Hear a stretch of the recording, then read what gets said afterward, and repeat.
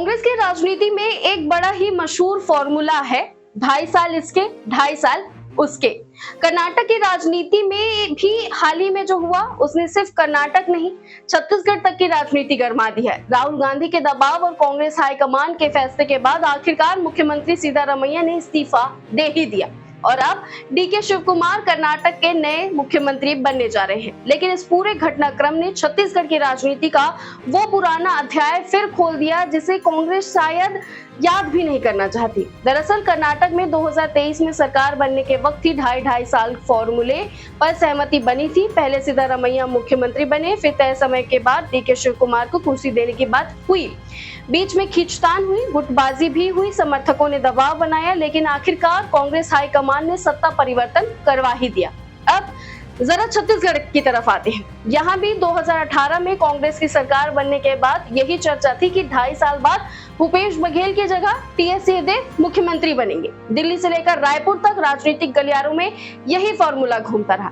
TS बाबा के समर्थक लगातार दावा करते रहे कि समय आने पर बदलाव तय है, लेकिन वो समय कभी आया ही नहीं। भूपेश बघेल पूरे 5 साल मुख्यमंत्री रहे और टीएस सिंहदेव का मुख्यमंत्री बनने का सपना ही रह गया। यही वजह रही कि कांग्रेस के भीतर दो खेमे बन गए, एक तरफ भूपेश समर्थक, दूसरी तरफ बाबा समर्थक। ऊपर से सत्ता संघर्ष, अंदरूनी नाराजगी और संगठन में बढ़ती खींचतान ने कांग्रेस को कमजोर कर दिया। 2023 के चुनाव में बीजेपी ने इसी कमजोरी को मुद्दा बनाया।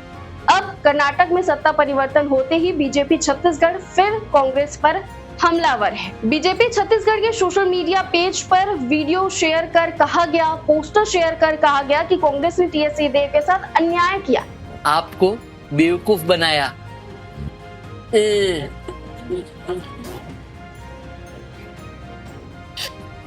मेरे साथ अन्याय हुआ।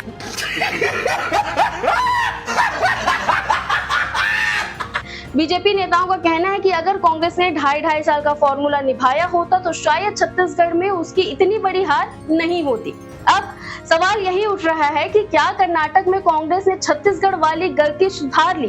क्या राहुल गांधी ने यह संदेश देने की कोशिश की है कि पार्टी अब पुराने वादे तोड़ने का रिस्क नहीं लेना चाहती?